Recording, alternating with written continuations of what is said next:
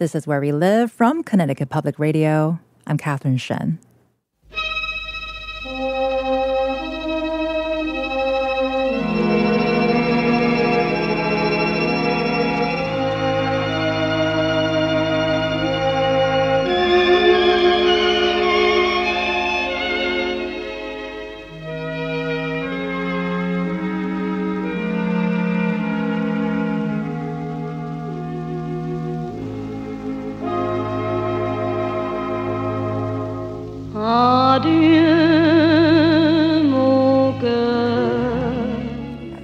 The internal campaigns are over, and this week begins the vote for the next head of the Catholic Church. It's known as the conclave. Social media has been abuzz as cardinals all over the world have gathered to begin this sacred ritual to elect the next pope. And all eyes, Catholic and non-religious, are on Vatican City. The world is waiting for the smoke. And some women are hoping for expanded roles under the next papacy. We hear what that might look like. That's later. Joining us today from Rome is Olivia Bardo. She's the multimedia and social editor at the Global Sisters Report, a project of the National Catholic Reporter. Olivia, thank you so much for joining us. Thank you for having me. And for our listeners, let us know if you have any questions. Join the conversation, 888-720-9677, or leave us a comment on Facebook and Twitter at Where We Live. So Olivia, to start off, could you say more about what a conclave is and how it operates? Sure, absolutely. The conclave is this very ancient tradition within the Catholic Church wherein eligible cardinals will come together and sequester themselves within the Sistine Chapel, and they will have ballots that they write out over a period of days. And this process is to work out a 2/3 majority that will then select the next pope. It's a very, very ancient process, and it's so interesting to me as a social media person to see how that is transferring into our modern era. Well, I wanted to ask you, too, and we're going to get to more details about what the sequestering process looks like, but you mentioned being a social media editor. That's such a different thing today versus, I think, the last time we've had this experience.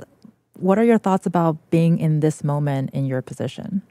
Yeah, it's so interesting to me because this conclave in particular is the first one that's decidedly in the busy, flooded social media world. So for better or for worse, that is everywhere right now. We see it in, our Twitter feeds. We see it in, memes. We see people even doing some sports betting on who they think the next pope will be.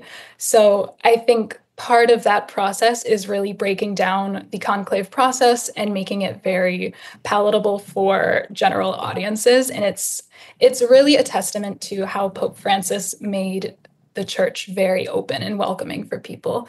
He made it a place that anyone could participate. And I think even in the memes, we're seeing evidence of that. Yeah. Right. And I think that certainly sounds like a different kind of engagement, right? That we've never really seen until, as you say, our sort of modern times. And take us back a little bit, I think, to the more ancient times as the sequestering process. What does that look like? Why are the cardinals so completely shut off from the rest of the world during this time? A very main reason that they are sequestered is so they can operate together as this body that completely excludes outside influences or, political influences or things like that, where they can just focus on their role as servants of God, and they can really let the Holy Spirit come in and work in their hearts and kind of work through the whole process of who the next pope should be. And can you talk about the much anticipated and known smoke? That's ceremonial too, right? Can you describe what goes on with that? You're on the ground in Rome this week. It's also late afternoon there now as you're talking to us. What are you seeing so far? Yeah, it's so fascinating to me to be here through the funeral of Pope Francis and all the way through the conclusion of the conclave. I've kind of seen St. Peter's Square go from quite literally being filled with hundreds of thousands of mourners to being completely empty to being filled with youth who are here for a pilgrimage. So it's fascinating to me to kind of exist in this space every day and just kind of see how it changes. Right now, St. Peter's Square is very calm. It's kind of like the calm before the storm. So the conclave begins tomorrow afternoon, Rome time. And for me, it's interesting just to see the way that's changed. I saw, the chimney getting installed, and from tomorrow afternoon forward, I will just kind of be stationed at St. Peter's Square, kind of staring up at the roof to see the smoke. And the smoke is the way that the sequestered cardinals will communicate with the outside world and let us know if they have come to a conclusion or not, of whether or not, there's a new pope. So basically, myself and other journalists and just people in the Vatican will be staring up. And if we see black smoke come out, that indicates to us that they have not come to a 2/3 majority. If we see white smoke, that tells us that they have selected a new pope. And it's a process where they have these cartridges and they put it into the chimney along with the paper ballots that they've used, and they burn it up. And that's the way they signal to the world that there's a successor to Pope Francis. And there's really no timeline for this, right? It can take really long or really short. It can. We have, people who are sort of experts on this process and have seen it all the way through for several conclaves. So my colleagues, Michael Sean Winters and Chris, we kind of have these conversations, and they'll explain the process to me in their very, educated way. So there's sort of these estimates of, we'll probably see smoke around, like noon, 1 o'clock, or we'll see it around 7 p.m. Rome time. And so that's something we can kind of expect to see just because we've seen how the process has gone in years past. So that's something to keep an eye out for. So the first day of voting, which is tomorrow, they only place one ballot, whereas on the other days, they'll place 4 at a time. So tomorrow we'll only see one ballot. But, after all of the processes that they have to do and the technicalities to sequester themselves, and they go through their mass and everything, it'll probably be around 7 p.m. that we will see the first smoke. So it'll kind of keep that same format. Well, and I'm curious to hear, because you mentioned there's a lot of young people there as well. And with your position as social media editor and us kind of talking about how that has changed the way we are experiencing this sort of together. And because it's kind of taking me back to, it was, I believe, like the 2004 era when the last time I saw this happening. I believe that was with Pope John Paul II.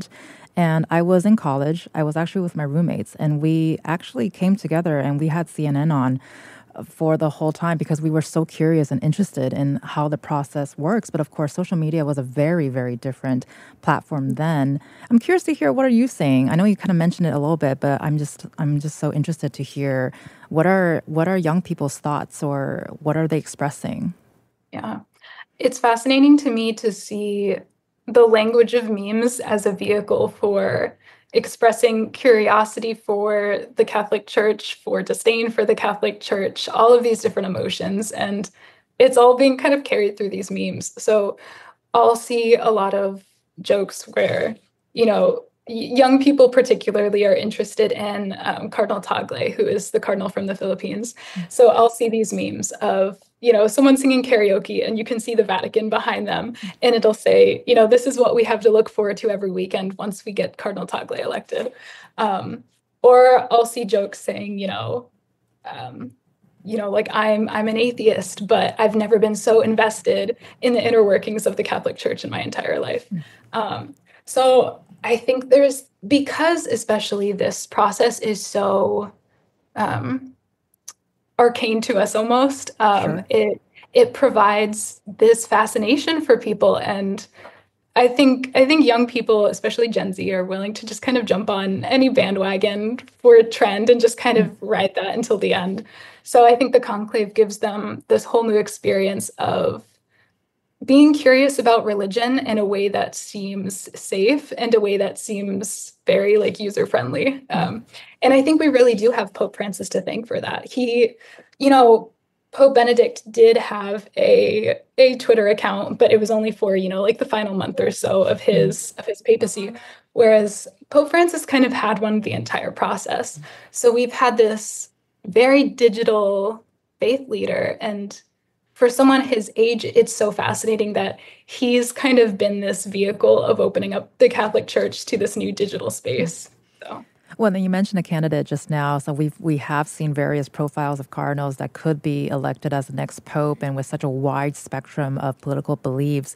What are your thoughts about the fact that we have the options and how they might continue or perhaps walk back on some of Pope Francis's progressive work? Yeah, a discussion we've been having a lot is the question isn't necessarily whether or not the next pope will swing completely in the opposite direction of what Francis has done, or if they will like continue on to this path. It's just kind of more so the question of which parts of Francis and his like ministry are going to continue, and which kind of leader is going to do that. So is it someone who's kind of going to be more of a manager, or is it going to be kind of someone with charisma who's going to be the front of that effort? So my colleague Michael Sean Winters has done a lot on that. So there's this question of not necessarily will the church become more conservative or will it become more progressive, but what rate of progression will it continue to be making, because it is on this long journey ahead. Well, of course, we're so curious to see what sort of new or old traditions that will be continued or not. And Pope Francis also did a lot of work on diplomacy, speaking out against war all over the world, and most recently, Israel and Gaza. Do you think we might see someone that continues his efforts there? I believe that the next pope does need to be equipped to have those same discussions, whether or not that's in such a compassionate and charismatic way as Pope Francis, or just someone who is willing to equip other people and kind of bring them into the discussion. Just yesterday, I was writing for NCR Online about how Pope Francis, one of his very last wishes was to have one of his Pope mobiles converted into a mobile health clinic for children in Gaza. And I think it's pieces of news like that that are going to be on the hearts and on the minds of the cardinals, and just kind of them making that informed decision of we need a leader who has that same heart for the most vulnerable people in our society. And I know we mentioned social media and the internet plays a role in this, but why do you think we're seeing so much attention around this conclave, both by Catholics and non-Catholics alike? How does this compare with the past conclaves for Pope John Paul I and II, and also Pope Benedict? Mm-hmm. I really do think that a lot of that is to do with Pope Francis's posture towards, outsiders and towards youth, because he's really putting the future of the church in the hands of youth, and he's really widening the circle of who gets to be a part of those conversations.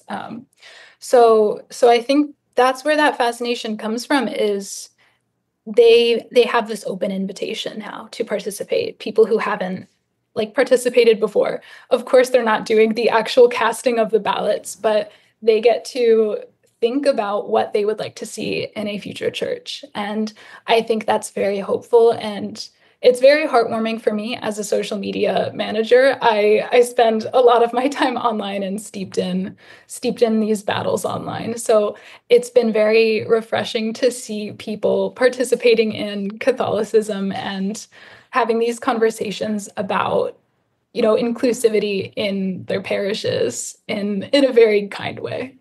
Well, and I want to talk about different kind of participation too, because along with reporting on the conclave, you're also with the Global Sisters Report, which is a publication within the National Catholic Reporter that reports on Catholic religious sisters around the world and also the communities that they serve. Can you talk about the roles of religious sisters? Are they involved in the conclave process, either past or present? Yeah, it's interesting for me, in the conclave, as we know, women do not have a voting role. This is a process that's reserved only for eligible cardinals who are under the age of 80. So it's entirely reserved for these men of very high rank in the Catholic Church. So really women don't have a voting role. In the movie Conclave that just came out, we see women in this helper position where they're preparing meals for the cardinals, they're cleaning for the cardinals, they're praying for the cardinals. And so that's kind of all we know about the participation of women in the conclave. But my colleague over at NCR, Heidi Schlump, she actually just did some reporting for NCR about how the Women's Ordination Conference is over here at the Vatican right now. And they're planning to hold their own conclave of sorts, actually, in St. Peter's Square. So tomorrow around midday, they are actually releasing pink smoke into the air. And it's just kind of their way of calling attention to the exclusion of women in the conclave. And they're also holding a prayer service, actually about this time right now over here. And Katie McElwee, that's her name. She's the executive director of the Women's Ordination Conference. And she said her goal for this was just to kind of reflect the contrast between the synodal process and the all-male conclave.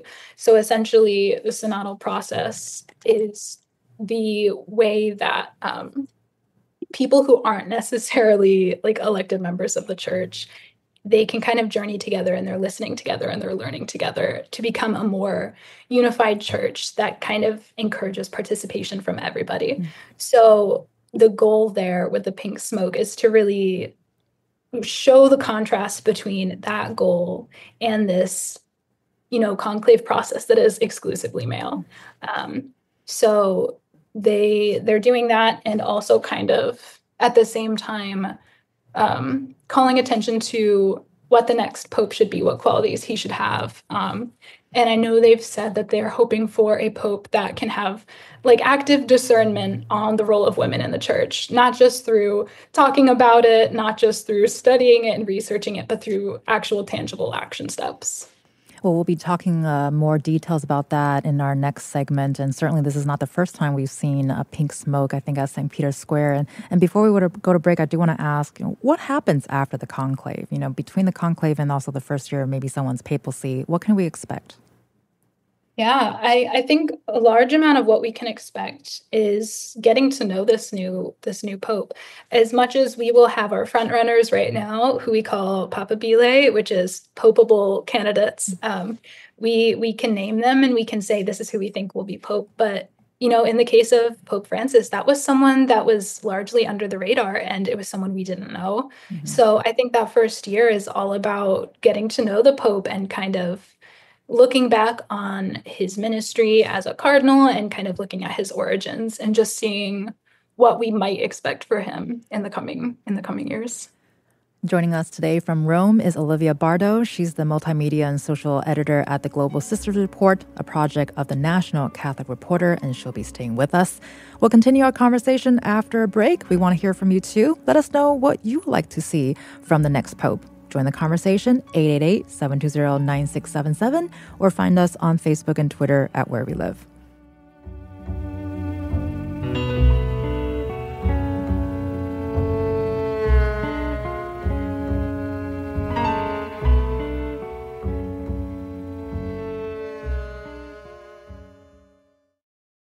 This is Where We Live from Connecticut Public Radio. I'm Catherine Shen.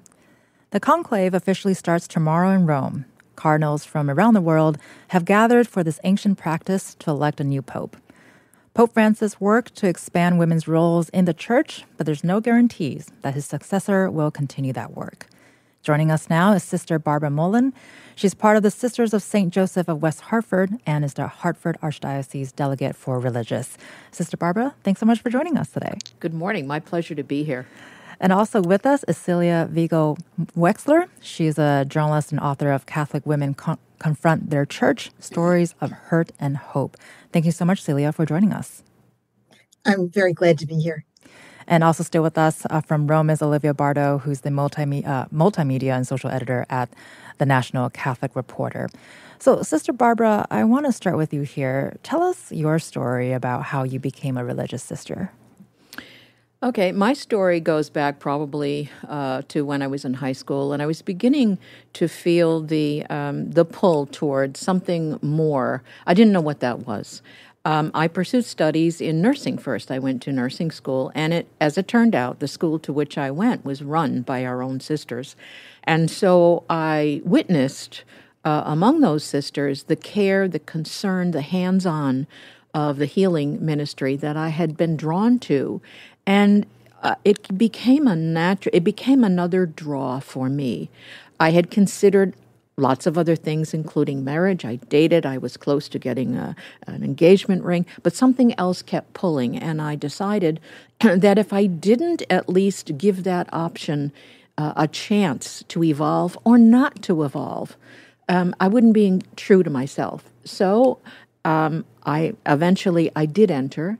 And I'm sitting here today after 57 years as a consecrated religious woman. So for me, it was the right choice. But it was the witness that I saw in the women in my community in particular, reaching out to the poor, the healing ministry, all those things put together spoke to me. And I wanted to be part of it. Well, it feels like almost a natural calling, if you will, but it's also because of what you saw. So it feels like you going into nursing and finding healing and this, it all seems to make sense. It does make sense. And I always have to remember that above all of that, God was giving me a message. And I had to listen intently. And it wasn't easy being in, let's say, in a nursing school with everything going on. It was not always easy to listen to the voice. But I tried, and eventually I said, well, God, maybe that you are calling, and maybe I should, as I said, try, and so I did.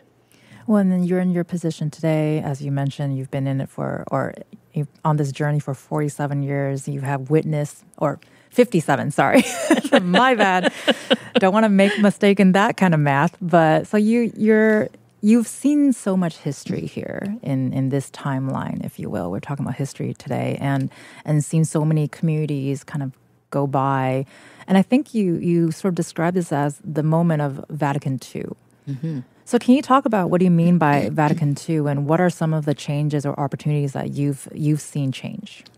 I entered the community in 1968, which was just after Vatican II.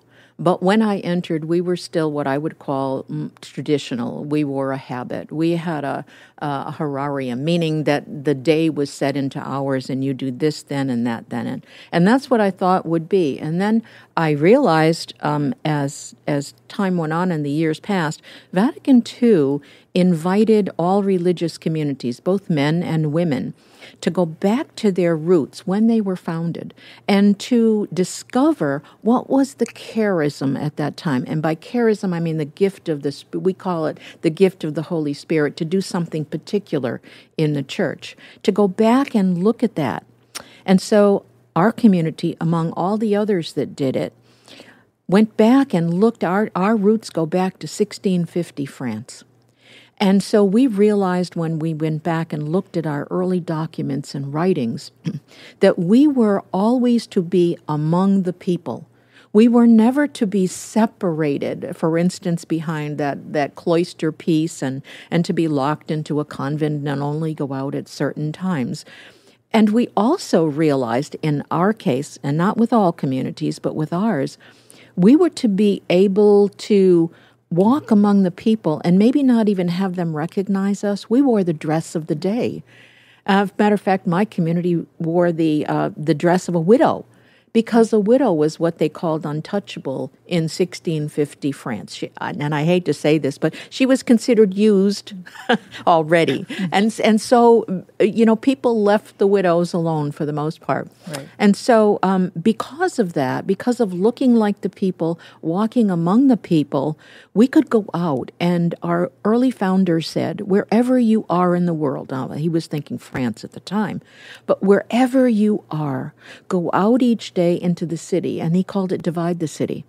And when you got out into the city, the first person you met who had any kind of a need, take care of that need.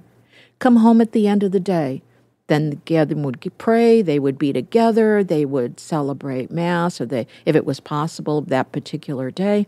The next morning they'd get out. They might go out into the same city or a different city and find some person in need and take care of that.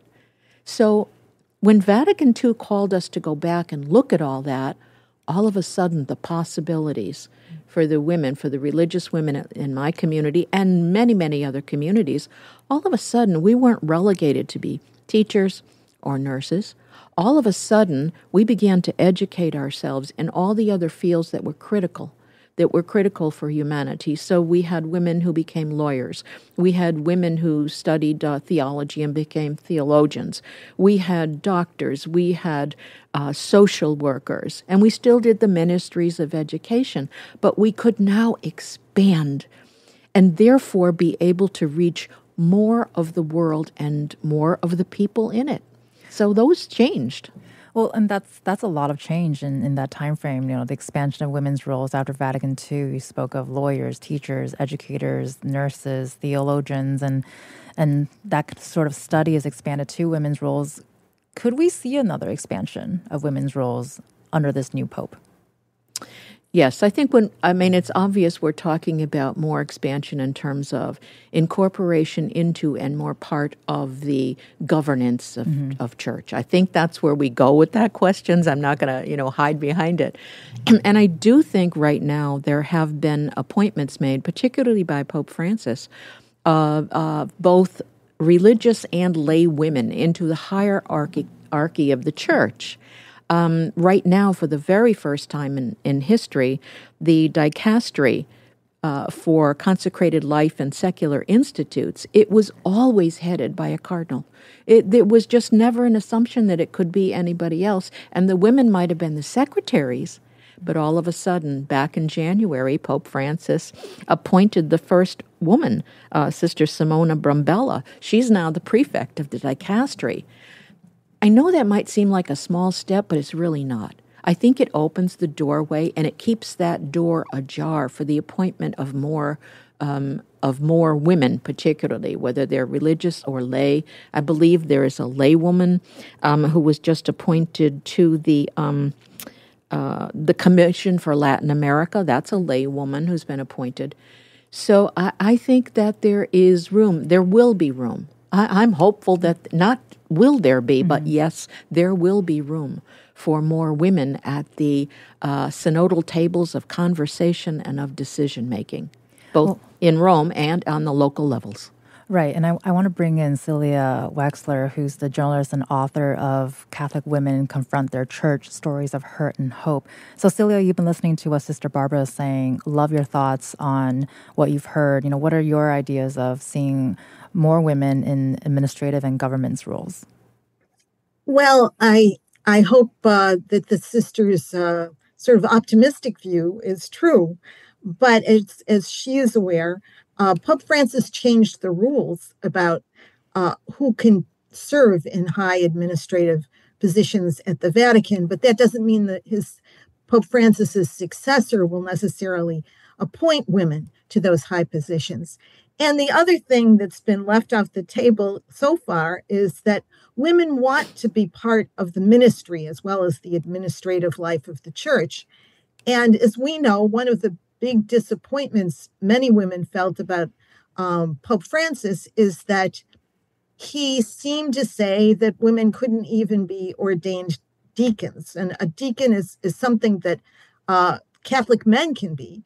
Essentially, you have the right, you are ordained, so you are part of the ministry. You can preach at Mass and preside over weddings and funerals and baptize.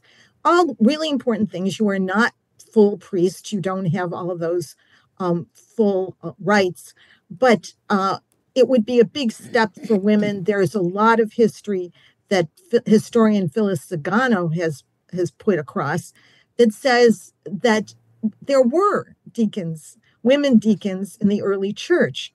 So it was really disappointing that Pope Francis didn't go farther. And even Catholics, even the most devout Catholics in the United States, and the United States is really the home of a lot of conservative Catholicism, but even those very devout Catholics, according to a recent survey, the majority are okay with women being ordained as deacons.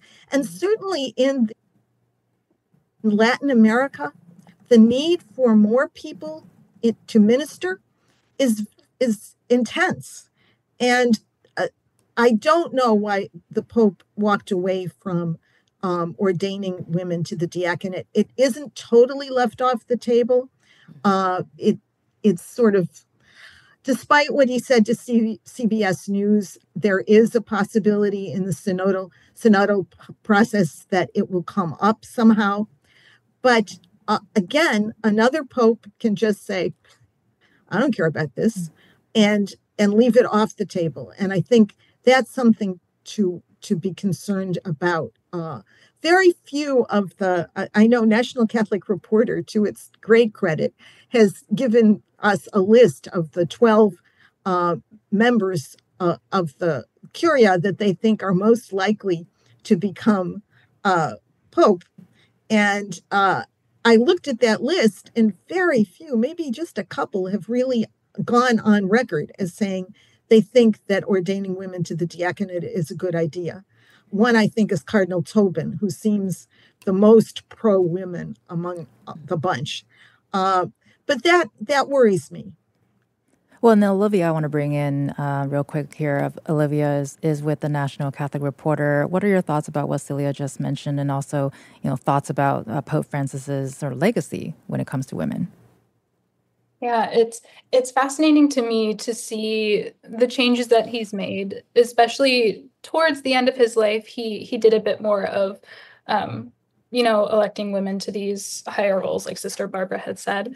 And, this year, for the first time with the Synod on Synodality, we had women participating as voting members.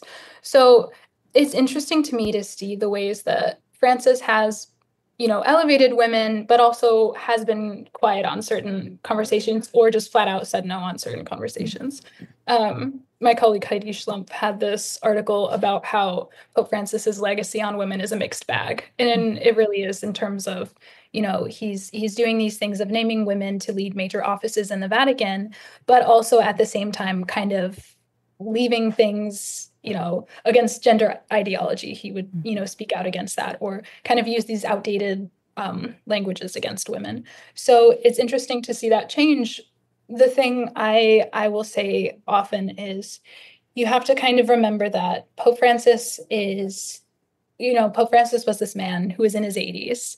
He's an elderly man, and he was doing as much as he could to have these conversations, to be open to listening to other people's perspectives, and bring that into a centuries-old institution that, is very, very slow on change. So for him to make the progress that he did is commendable, but also I do think he kind of left more work to be done, and that is something that will be left in the hands of the next pope. He kind of did as much as he could in his position in the time he had, and he's kind of letting the path continue on without him. He's kind of given the tools and the platform. Well, Sister Barbara, how would you respond to the idea that Pope Francis did not, or he ended his papacy without giving more equity to women? It's true. I agree that I would have loved to have seen a little bit more in that regard. I also go back to something I think that Olivia just mentioned, the slowness of the church over 2,000 years to make change in lots of areas. And this is another moment when we had hoped for more and didn't get the more. For me, it's likened to that, they talk about in a dance, one step forward, two back, one step forward, two back. Eventually you are moving, but at a pace that's equal to sometimes a turtle, and you wish that it was the hare out there running. On the other hand, the changes that have slowly come about have not been reversed, so to speak, even though we might feel that there isn't enough being done. I think the openness to the synodal process, which is to invite in more of the laity. And the other distinction I want to make is that religious are considered lay. We are not part of the clergy, and sometimes people don't understand that. They think that a religious man or woman is clergy. And in effect, for sisters, we are not clergy. We're part of that lay. So the synodal process, I believe, is that open door that's kept ajar for more conversations. And I'm hoping that people are willing to both step on toes if necessary, and at the same time be willing to have people step back on your toes so that there is collaboration and ongoing conversation, and there is movement in that. And we can't leave out the fact that the Holy Spirit is above all of that. No one wants to see the church fall apart. And it's just the way it is, and it's been that way with that slow movement over 2,000 years. So one pope may be very progressive, another may rein in a bit, but in the end, I believe that there is always movement forward, and we have to discover what that is and go towards it. Well, and then Celia, with that movement that Sister Barbara is describing here too, it's been almost 10 years since your book, Catholic Women Confront Their Church, Stories of Hurt and Hope, was first published. And you also recently just released a new edition to this book. Could you tell us more about your book and also the recent updates? Sure. I mean, the Sister Barbara is right about the church moving slowly. And usually when a book is published in 2016, it doesn't get re-released as a paperback 9 years later. But that sort of shows that in terms of what I addressed in the book, not a lot had happened. Certainly, yes, certain things did. I'll explain why I wanted to write the book, and that was during the reign of what I consider the very dour and strict Pope Benedict XVI. And I said to myself, can I really be a feminist who believes in the equality of women in the workplace, a working professional, somebody who has an independent mind, and continue to be a Catholic? And my way of figuring that out was to find women to talk to and to ask, what do you think? And you talk about the Holy Spirit, and I do think that grace kind of propelled me, because I found a lot of the 9 exceptional women I profile in the book a lot of them just through the internet. And there are an incredible assortment of women. You have Frances Kissling, who had started her life out as a sister, and then who went on to ultimately run an abortion clinic. And in both cases, she felt that she was doing good. And she was one of the leaders of Catholics for a Free Choice, which is now Catholics for Choice.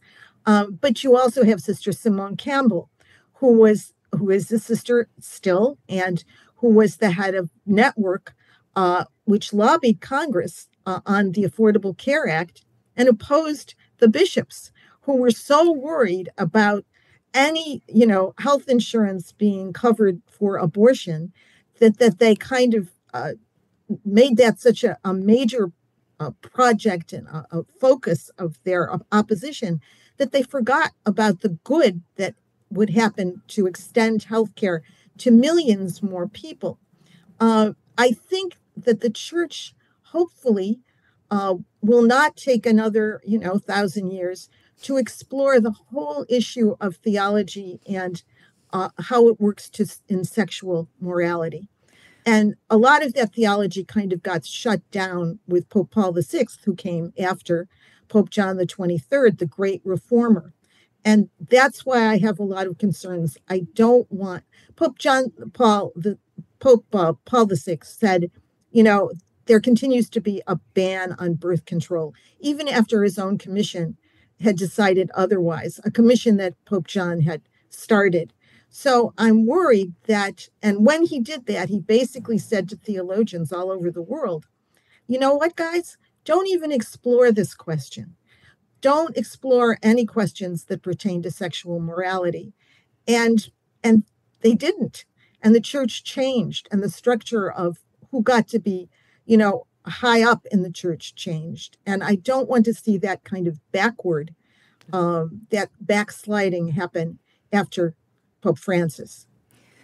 You've been listening to Celia Viggo Wexler, who's a journalist and author of Catholic Women Confront Their Church, Stories of Hurt and Hope.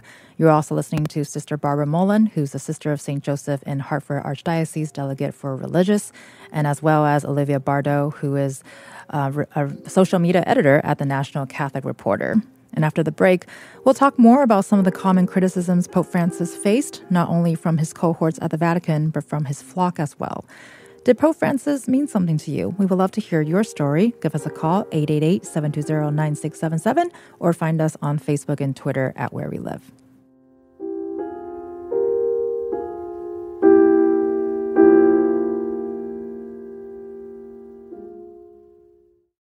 This is Where We Live from Connecticut Public Radio. I'm Catherine Shen.